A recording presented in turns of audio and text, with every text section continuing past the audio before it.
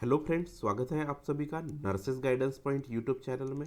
So friends, all India institute of medical sciences यानी कि AIIMS. तो देखिए, एम्स द्वारा हर साल लास्ट टाइम से साल में 2 बार नॉरसेट का एग्ज़ाम लिया जाता है। Okay, NORCET. नॉरसेट मतलब क्या होता है? Nursing officer recruitment common eligibility test. तो देखिए, इसकी जो छठवां जो संस्करण है, इस बार छठवें संस्करण का नोटिफिकेशन आया है। ये नोटिफिकेशन 26/2/2024 को आया है, मतलब कल की डेट में ही ये नोटिफिकेशन आया है। ओके, तो ये एग्ज़ाम पर्टिकुलरली कौन सी पोस्ट के लिए होने वाली है? आपकी नर्सिंग ऑफिसर पोस्ट के लिए होने वाली है। ओके, तो ये नर्सिंग तो ये नर्सिंग ऑफिसर पोस्ट के लिए एजुकेशन क्वालिफिकेशन क्या होने वाला है, या फिर आपकी एज लिमिट क्या होने वाली है, ये एग्ज़ाम के लिए आपको फीस कितनी पे करनी है, या फिर जीएनएम कैंडिडेट अप्लाई कर सकते हैं या नहीं, या फिर जीएनएम कैंडिडेट अप्लाई कर सकते हैं तो उनके लिए कितने साल का एक्सपीरियंस चाहिए। ओके, साथ ही में इस बार नया पेपर पैटर्न आया है, तो वो नया पेपर पैटर्न कैसे होने वाला है। ओके, इवन जो आपका एग्ज़ाम कौन से तारीख को होने वाला है, ये सब चीज़ें इस वीडियो के अंदर में हम लोग कवर वाले हैं। तो बिना टाइम वेस्ट किए वीडियो को स्टार्ट करते हैं। ओके। ओके, तो देखिए, जो आपका नॉरसेट का एग्ज़ाम है, नॉरसेट 6 जो है, उसका जो पे लेवल जो है वो है 7th लेवल है इन 7th सीपीसी। मतलब क्या? अ, अरे यार,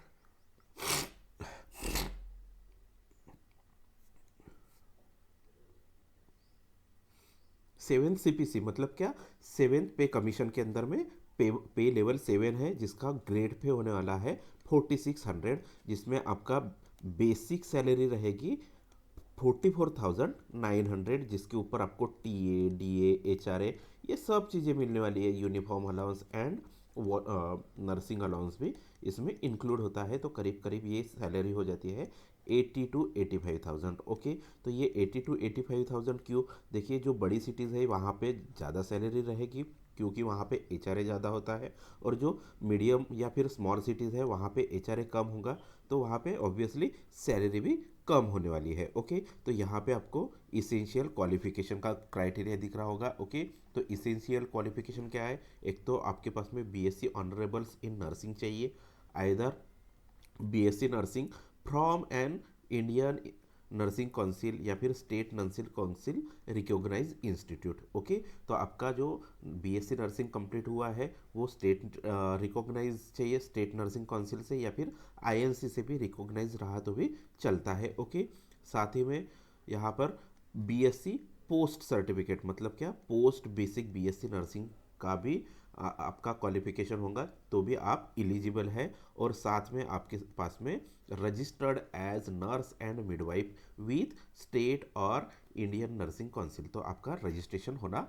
कंपलसरी है। ओके, तो देखिए, ये तो हो गया बीएससी या फिर पोस्ट बेसिक बीएससी कैंडिडेट्स के लिए। अगर कैंडिडेट जीएनएम पास आउट है, ओके, कौन सा पास आउट है? जीएनएम पास आउट है, तो वैसे कैंडिडेट्स के लिए भी कुछ इंस्ट्रक्शंस है। तो diploma in general nursing midwifery from Indian nursing council, state nursing council, recognise institute और बोर्ड काउंसिल। ओके, तो आपका जो जीएनएम कॉलेज जो है वो स्टेट नर्सिंग काउंसिल या फिर इंडियन नर्सिंग काउंसिल से रिकॉग्नाइज्ड होना चाहिए। रजिस्टर आपका रजिस्ट्रेशन होना चाहिए आइदर स्टेट नर्सिंग काउंसिल या फिर इंडियन नर्सिंग काउंसिल से।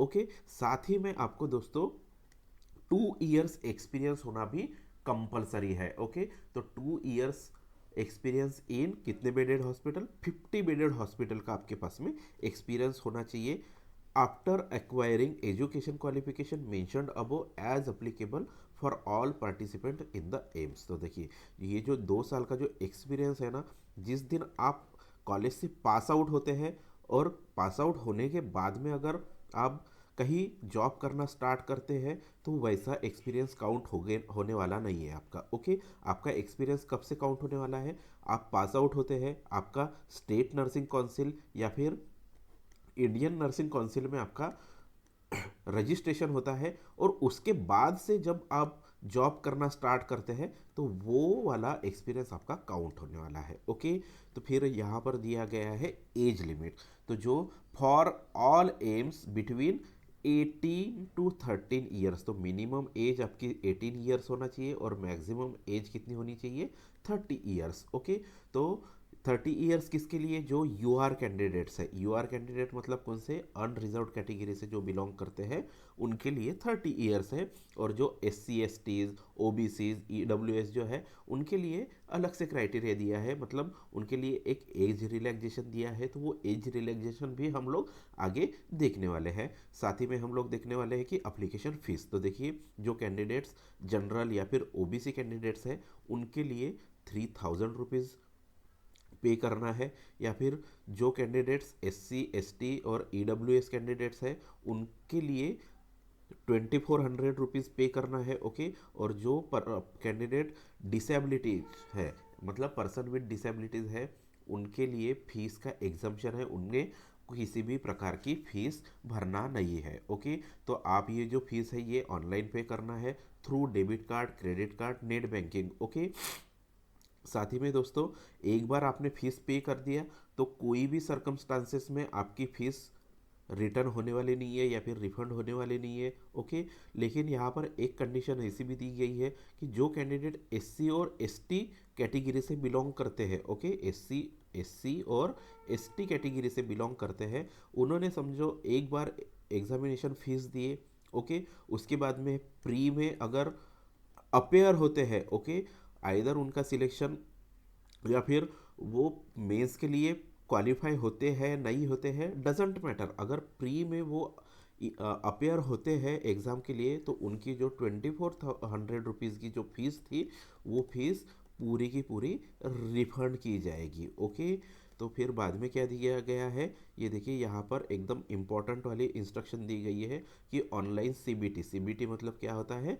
Computer based test. तो ये देखिए ऑनलाइन CBT स्टेज 1 और स्टेज 2 में आपकी CBT होने वाली है। ओके, तो स्टेज 1 की जो CBT है उसे हम लोग प्रिलिमिनरी CBT कहेंगे और स्टेज 2 को हम लोग मेंस वाली CBT कहेंगे। ओके, जो आपकी स्टेज 1 वाली CBT है, प्रिलिमिनरी एग्ज़ाम जो है वो आपकी 14 अप्रैल 2024 यानी कि संडे को होने वाली है। ओके, और जो जो लोग प्री क्वालिफाई करके मेंस में पहुंचेंगे उनकी जो एग्ज़ाम रहेगी वो रहेगी 5 मई 2024 संडे को। ओके, तो आगे देखते हैं, आगे कुछ जनरल कंडीशंस दी गई है। ओके, तो जनरल कंडीशन में ये देखिए आप सेकेंड नंबर की कंडीशन देख सकते हैं, तो आपको जो फॉर्म भरना है वो है ऑनलाइन मोड फॉर्म भरना है। आप आप ऑफलाइन फॉर्म नहीं भर सकते, आपको ऑनलाइन ही फॉर्म भरना है। ऑनलाइन फॉर्म आप कहाँ पर भर सकते हैं,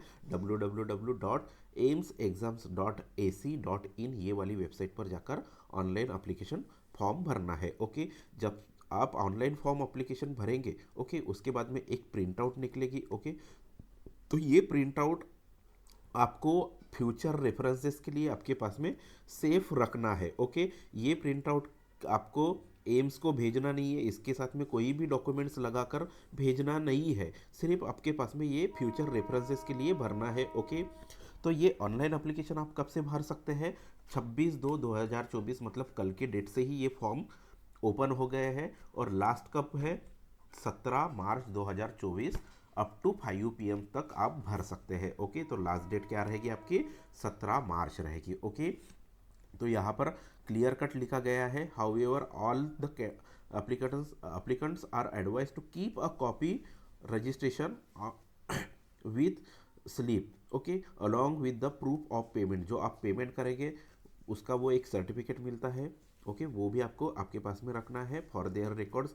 correction in the registration will not be considered through the any mode, अगर आपको कोई भी करेक्शन लगता है करना है तो आप करेक्शन कोई भी मोड से कर नहीं सकते, या फिर ईमेल या फिर लेटर थ्रू करेक्शन नहीं कर सकते, उसके लिए आपको स्पेसिफिक टाइम दिया जाएगा, वही टाइम में आपको ऑनलाइन ही आपको करेक्शन करना पड़ेगा। ओके, तो अभी यहाँ पर देख सकते हैं करेक्शन की डेट। ओके, करेक्शन और एडिट ऑफ द रजिस्ट्रेशन, तो देखिए आपको अगर कहीं लगता है कि जो आपके द्वारा जो इन्फॉर्मेशन भरी गई थी वो गलत है या फिर कुछ तो भी मिस्टेक हुआ है उसमें, तो अगर आपको वो करेक्ट करना है तो आप कर सकते हैं 18 मार्च 2024 से लेकर 20 मार्च 2024, only through online mode. Okay, online mode के अलावा कोई भी मोड से आप नहीं कर सकते हैं। ओके, फिर उसके बाद में दिया गया है कि जो ऑनलाइन पोर्टल जो रहेगा अप टू द 5 PM तक ही चालू रहेगा। ओके, कब, कौन से तारीख तक? 17 मार्च 2023 तक रहेगा। ओके, साथ ही में दोस्तों यहाँ पर देख सकते हैं आप, कुछ इंस्ट्रक्शन दी गई है किसके रिगार्डिंग, जो आप ऑनलाइन फ़ोटो अपलोड करने वाले हो, आपका सिग्नेचर अपलोड करने वाले हो, थंब अपलोड करने वाले हो, उसके रिगार्डिंग कुछ एप्लीकेशन सॉरी इंस्ट्रक्शन दी गई है। तो आप वीडियो पॉज करके ये इंस्ट्रक्शन पढ़ सकते हैं। ओके, साथ में दोस्तों देखिए यहाँ पर एज रिलैक्सेशन का कॉलम दिया गया है। ओके, तो एज लिमिट क्या थी? 18 ईयर्स टू 30 ईयर्स तक। ओके, लेकिन जो SC ST OBC कैंडिडेट्स हैं, इवन जो सेंट्रल गवर्नमेंट के एम्प्लॉयज़ है या फिर एक सर्विसमैन कैंडिडेट है, उनके लिए भी रिलैक्सेशन दिया गया है। मैक्सिमम कितनी है? 30 ईयर्स है। लेकिन देखिए, जो DOPT का जो ऑर्डर था उसके अकॉर्डिंग जो SC कैंडिडेट्स हैं उनके लिए 5 ईयर्स का रिलैक्सेशन दिया है। मैक्सिमम एज कितनी थी? 30, लेकिन SC ST के लिए प्लस 5 ईयर्स, मतलब टोटल कितना हो गया? 35 ईयर्स मैक्सिमम लिमिट हो गई। OBC कैंडिडेट्स के लिए कितनी हो जाएगी? 30 + 3 33 ईयर्स। ओके, जो PWBD person with benchmark disability है उनके लिए कितनी है? 10 ईयर्स का रिलैक्सेशन दिया गया है। और कितना तक है? 56 ईयर्स तक वो फॉर्म भर सकते हैं। अगर PWBD OBC कैंडिडेट है तो उनके लिए भी 13 ईयर्स का एज रिलैक्सेशन दिया गया है। PWBD SC या फिर ST कैंडिडेट्स है उनके लिए भी 15 ईयर्स का एज रिलैक्सेशन दिया गया है। और जो एक्स सर्विसमैन है उनके लिए 5 ईयर्स का एज रिलैक्सेशन दिया गया है। मतलब कितनी मैक्सिमम होगी? 35 ईयर्स मैक्सिमम एज लिमिट होने वाली है। ओके, और जो सेंट्रल गवर्नमेंट के एम्प्लॉयज़ है उनके लिए, अगर उनकी रेगुलर 3 साल की सर्विस हो चुकी है, समझो 2019 में कोई अगर सेंट्रल गवर्नमेंट में काम करने स्टार्ट किया है और आज का 2024 है, ओके, तर 2024 में मतलब मिनिमम कितनी 3 साल की सर्विस कंप्लीट हो चुकी है। Okay, regular. लेकिन ऐसा नहीं कि 2019 में एक बार किया था और कहीं तो भी जॉब छोड़ के फिर 2 महीने जॉबलेस रहा, फिर से 2022 में चालू किया और आज 2024 है, तो वैसे नहीं। रेगुलर सर्विस होना चाहिए। कितने साल की? 3 साल की। तब आपको 5 साल का एज रिलैक्सेशन मिलने वाला है। अगर कैंडिडेट OBC है, कैटेगरी से बिलोंग करता है, तो उनके लिए 8 ईयर्स का एज रिलैक्सेशन है। अगर कैंडिडेट SC या फिर ST है तो उनके लिए 10 साल का एज रिलैक्सेशन है। मतलब 30 ईयर का मैक्सिमम एज लिमिट दिया है। ओके, और SC कैंडिडेट है तो देखिए उनके लिए कितना हो जाएगा? प्लस 10 ईयर्स, मतलब 40 ईयर्स का एज रिलैक्सेशन मिलेगा। ओके, तो 40 ईयर्स तक वो फॉर्म भर सकते हैं। ओके, तो देखिए यहाँ पर कास्ट और कैटेगरी सर्टिफिकेट के रिगार्डिंग भी कुछ इम्पोर्टेंट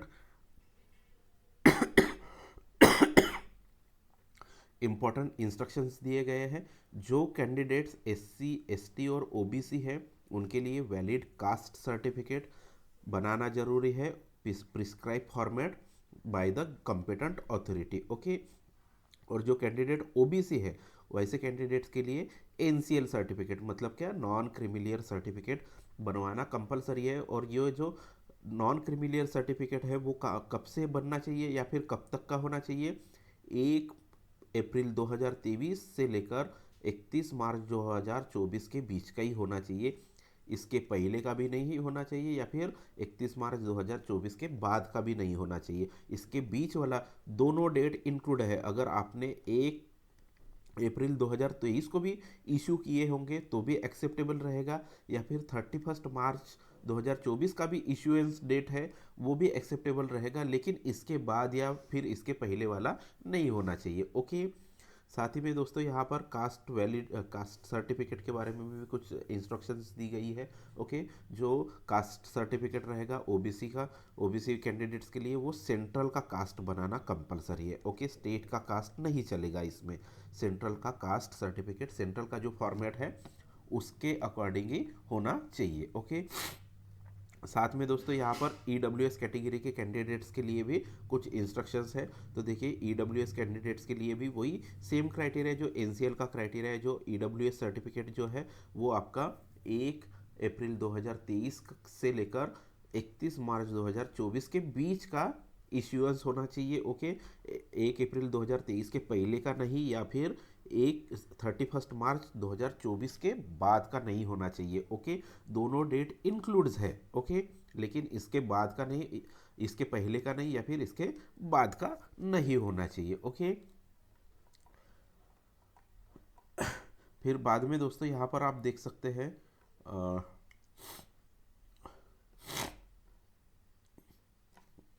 हाँ, यहाँ पर एक देख सकते हैं rules of scribe and compensatory time. तो देखिए जो दिव्यांगजन है, या फिर क्या बोल सकते हैं पर्सन विद डिसेबिलिटीज़ है, उनके उनको अगर स्क्राइब की ज़रूरत है, मतलब कैसा है स्क्राइब का मीनिंग क्या होता है, अगर आप विजुअली हैंडीकैप है या और स्क्रीन कंप्लीटली नहीं देख सकते, तो आपके साथ में एक पर्सन बैठ सकता है और उनके लिए एक कंपेंसेटरी टाइम भी मिलता है। ओके, तो वो कंपेंसेटरी टाइम का भी यहाँ पर कुछ इंस्ट्रक्शंस दी गई है। तो आप अगर आप PWBD कैंडिडेट्स हैं तो ये वीडियो पॉज करके ये सब इंस्ट्रक्शंस पढ़ सकते हैं। ओके, फिर उसके बाद में है नो ऑब्जेक्शन सर्टिफिकेट, NOC। तो देखिए दोस्तों, जो कैंडिडेट्स ऑलरेडी सेंट्रल गवर्नमेंट में या फिर PSU में या फिर स्टेट गवर्नमेंट में ऑलरेडी रेगुलर पोस्ट पे वर्किंग है, मतलब परमानेंट वर्किंग है, तो वैसे कैंडिडेट्स के लिए नो ऑब्जेक्शन सर्टिफिकेट इश्यू करना कंपलसरी है। ओके, तो अगर आपके पास में नो ऑब्जेक्शन सर्टिफिकेट नहीं है तो आगे चल के आपको डिस्क्वालीफाई कर सकते हैं। ओके, तो देखिए यहाँ पर अभी इंटरेस्टिंग है exam pattern and scheme of the examination. तो देखिए यहाँ पर इस बार जो नॉर्सेट का एग्ज़ाम जो है वो कम्प्लीटली बैंकिंग के एग्ज़ाम जैसे कर दिया गया है। अगर आप में से किसी ने बैंकिंग का एग्ज़ाम दिया होगा तो उनको पता है कि इस टाइप का पैटर्न बैंकिंग में फॉलो होता है। तो देखिए यहाँ पर स्टेज 1 और स्टेज 2 में एग्ज़ाम होने वाली है। तो देखिए स्टेज 1 कैसे होने वाली है, तो स्टेज 1 जो होती है वो आपकी 90 मिनट्स की होने वाली है। ओके, जिसमें 100 MCQ फॉर 100 मार्क्स रहेंगे। ओके, 100 मार्क्स 100 MCQ, मतलब each MCQ carries 1 marks. Okay, तो जिसमें 100 MCQ में से 20 MCQ जो रहेंगे वो जनरल नॉलेज और एप्टीट्यूड के ऊपर रहेंगे, और रिमेनिंग 80 MCQ जो रहेंगे आपके नर्सिंग सिलेबस के ऊपर रहेंगे। इसमें निगेटिव मार्किंग है, 1/3 निगेटिव मार्किंग है, मतलब 3 क्वेश्चन रॉन्ग हो गए तो आपका 1 मार्क डिडक्ट किया जाएगा। ओके, फिर उसके बाद में है देखिए ये जो पॉइंट, ये वाला जो पॉइंट है ना, ये एकदम इंटरेस्टिंग पॉइंट है, यहाँ पर आप थोड़ा सा ध्यान दीजिए। Okay, question paper will be divided into 5 sections. Okay, each of 18 minutes duration, where each section will contain 20 questions. Okay, तो देखिए यहाँ पर जो आपके आपके ऐसे 5, यहाँ पर देख सकते हैं ऐसे 5 सेक्शंस क्रिएट किए जाएंगे। ओके, और हर सेक्शन में कितने क्वेश्चंस रहेंगे 20, और हर सेक्शन को कितना टाइम दिया जाएगा, सिर्फ 18 मिनट्स का टाइम दिया जाएगा। ओके, तो देखिए साथ में क्या बोला है, there will be sequence in each section will be enabled to view answer question, access to visible active part to view question will be disabled after lapse of the set duration, and next section will be automatically activated visible, so on. Okay, examination will be submitted automatically. Each section will be appear once by once during the 90-minute duration at the time only. Okay, you will be allowed only to attempt questions in the current active sections, which will be remain enable for set time, and it will never come back again for any action after moved to next section. तो देखिए दोस्तों यहाँ पर कहने का मतलब क्या है, जैसे ही आपकी एग्ज़ाम स्टार्ट हो जाएगी तो एग्ज़ाम स्टार्ट होने के बाद में आपका सेक्शन 1 ओपन हो जाएगा। ओके, तो सेक्शन 1 जैसे ओपन हो जाएगा तो सेक्शन 2, सेक्शन 3, सेक्शन 4 और सेक्शन 5 जो रहेगा ये सब क्लोज रहेंगे, इसको आप इनेबल नहीं कर पाओगे। आपको अगर लगता है कि मुझे सेक्शन 1 थोड़ा डिफिकल्ट जा रहा है, मैं सेक्शन 3 से स्टार्ट करता हूँ, वैसे आप कर नहीं पाओगे। आपको कंपल्सरीली सेक्शन 1 अटेम्प्ट करना ही है। ओके, तो ये सेक्शन 1 18 मिनट्स का रहेगा। ओके, जैसे ही आपके 18 मिनट्स कंप्लीट हो जाएंगे, आपका ऑटोमेटिकली सेक्शन 2 ओपन होने वाला है, जिसमें आपका सेक्शन 1 टोटली क्लोज हो जाएगा। इसको आप फिर से दोबारा देख नहीं पाओगे। तो देखिए यहाँ पर सेक्शन 2 जैसे ही ओपन रहेगा, तो सेक्शन 1, सेक्शन 3, सेक्शन 4 और सेक्शन 5 क्लोज रहेंगे। वैसे ही जैसे आप सेक्शन 3 पे चले जाएंगे, तो सेक्शन 1, सेक्शन 2 क्लोज रहेगा,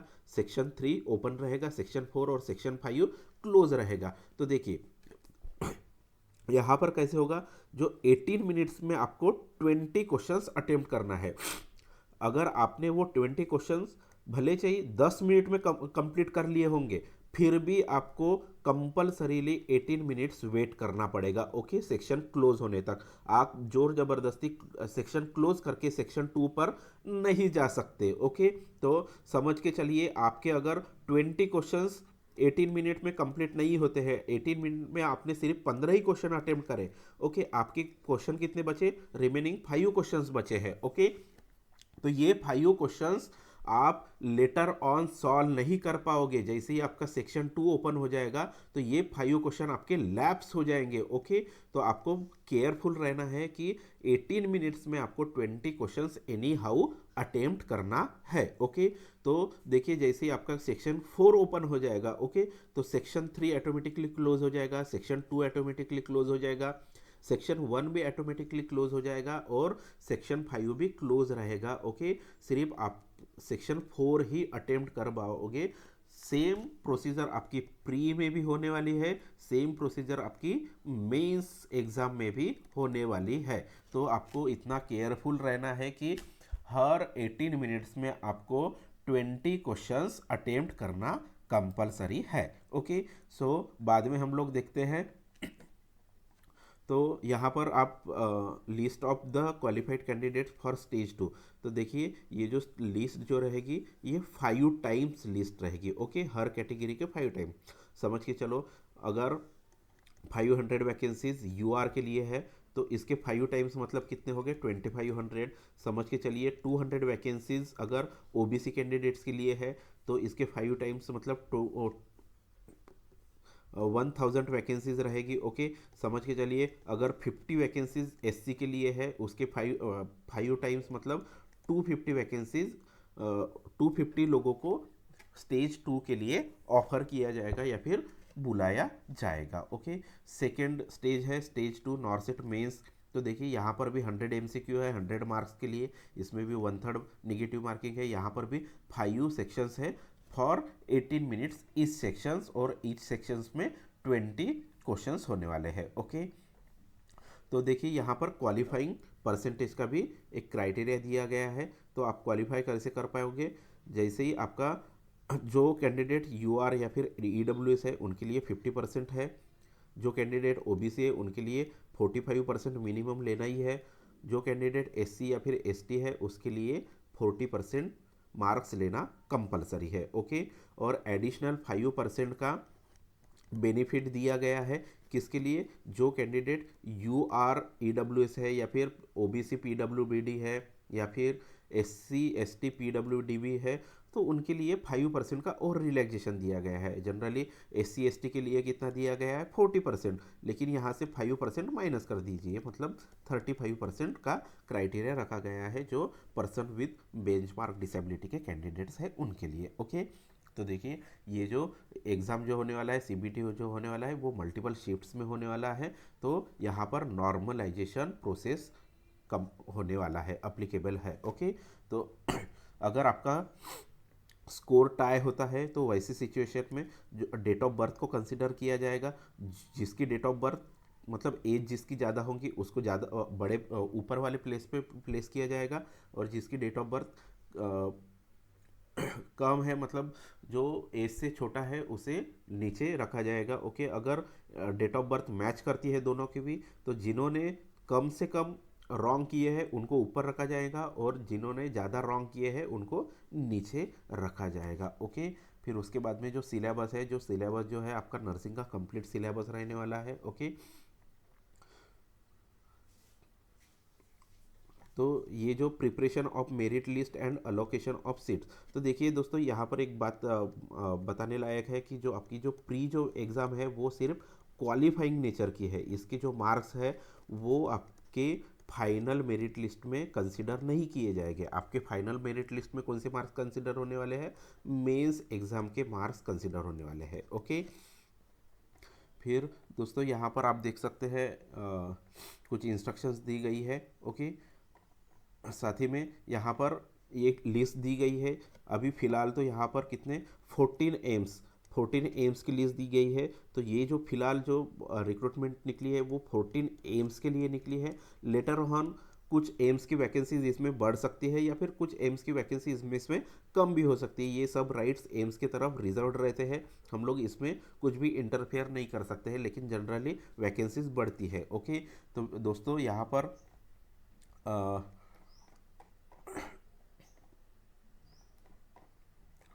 अ, तो दोस्तों ये वीडियो कैसे लगा ये हमें कमेंट बॉक्स में ज़रूर बताएं। ओके, साथ ही में आपकी कुछ क्वेरीज होंगी तो वो भी आप हमको कमेंट में पूछ सकते हैं। हम आपकी हर क्वेरीज का आंसर करने के लिए रेडी रहते हैं। ओके, तो दोस्तों अगर ये वीडियो आपको पसंद आया होगा तो ये वीडियो को लाइक करो। साथ ही में दोस्तों ये वीडियो आपकी बाकी सभी दोस्तों को भी शेयर करो ताकि ये इन्फॉर्मेशन उन तक भी पहुंच सके और जो स्कीम ऑफ एग्जामिनेशन है वो कम्प्लीटली समझ सके। ओके, तो दोस्तों मिलते हैं नेक्स्ट वीडियो में, तब तक के लिए गुड बाय।